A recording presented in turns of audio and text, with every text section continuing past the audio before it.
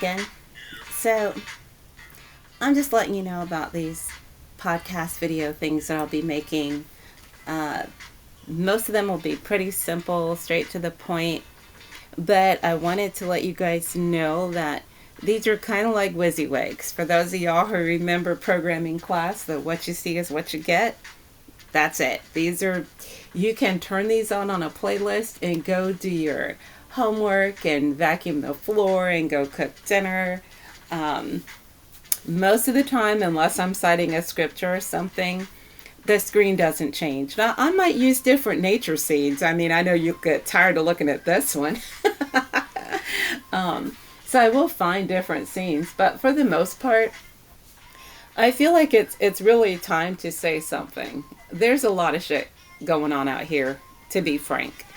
And a lot of it is designed to make sure that people are hyper focusing on things. And I know there's people that are screaming, no, don't look over there. It's a distraction. They're trying to get you to look over there. Sometimes the distraction is what you're supposed to be looking at. For what is happening out here right now, we have factions that are starting to veer off. It's like almost all of us who are considered Black Americans, most of us grew up in Christian or church-going, God-fearing households. There was a reason for that. If you start looking through the scriptures, you will find where you are in scripture.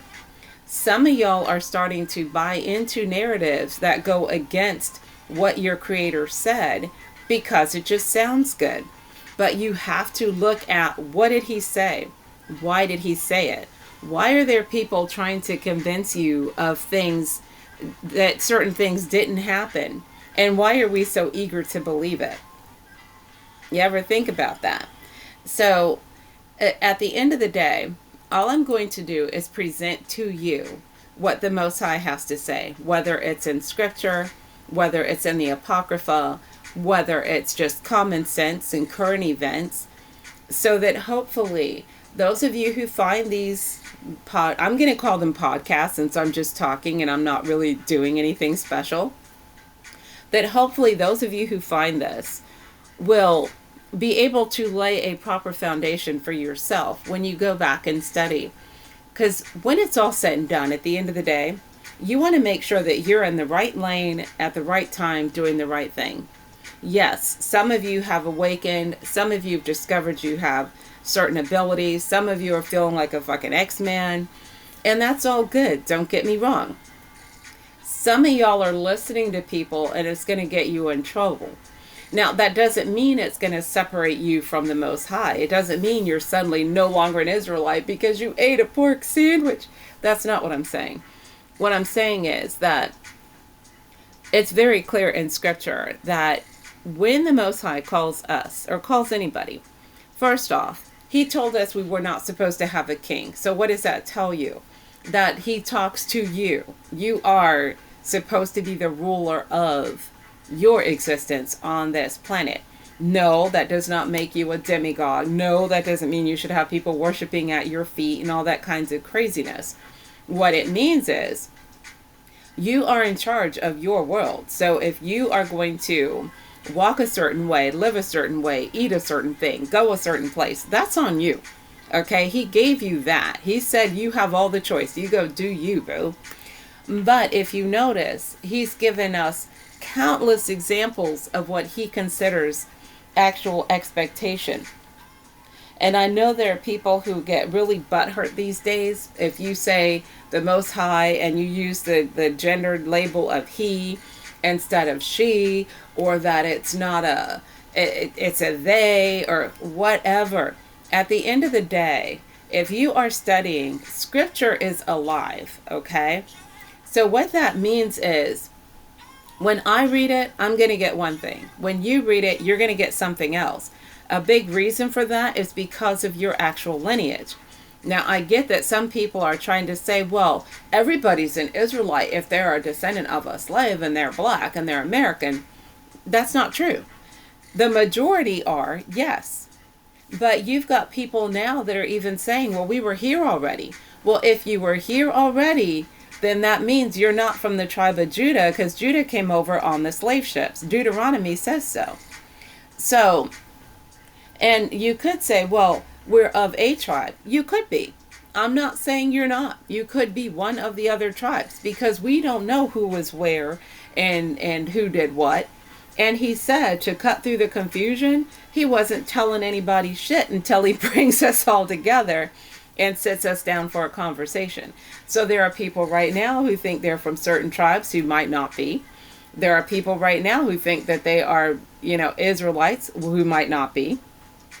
There are people who are in all different kinds of shades who believe they belong to certain lineages, whether it's because their grandmama and them told them, whether it's because something in scripture made them think that, whether it was some guy on a street corner yelling into a microphone. At the end of the day, the Most High said that he would tell us. When he gets us together, he said that's when he's going to reveal the truth. Until that happens, you don't know. Now, what you do know is what you do know. Like, I can tell you that I'm a descendant of a slave because my grandmother was one. Okay? That's how I can tell you that. There are records that show where our family was and what state we were in and, all that jazz. So, looking at it from that standpoint, yeah, I can tell you that much about who I am as a person. I could tell you I'm Gen X because of when I was born, because I have a record that shows when I was born, and so forth and so on. What I can't tell you definitively is exactly what it is, or where I am as far as the timeline goes when you're trying to separate things and put it on the big screen. But I do know that the time we're in right now, I know the role I'm supposed to play. Because when I came out before and was like, okay, yay, I'm awakened, I'm an Israelite, I'm going to go out here and tell the world. And he basically said, you don't know enough, shut up. That was damn near, I don't know, 10 years ago, maybe not that long, but long enough. But now, after having time to study and learn and read and experience and do and practice, now I can definitively tell you a few things because he has shown it to me, and because I've walked it, and because I've learned it. And I understand the difference between different kinds of magic. And I understand the difference between all these different practices, and why there's certain things you are supposed to be doing and certain things you should not be doing. But that's for you to find out by seeking and studying and showing yourself approved. So anyway, I'm just here to tell you that that's pretty much what you can expect on this channel. It's complete WYSIWYG. What you see is what you get. I'm not trying to make anything fancy. I'm not trying to make anything really super cute. I will, however, be giving some of y'all a call to action, especially if you're Gentile or heathen.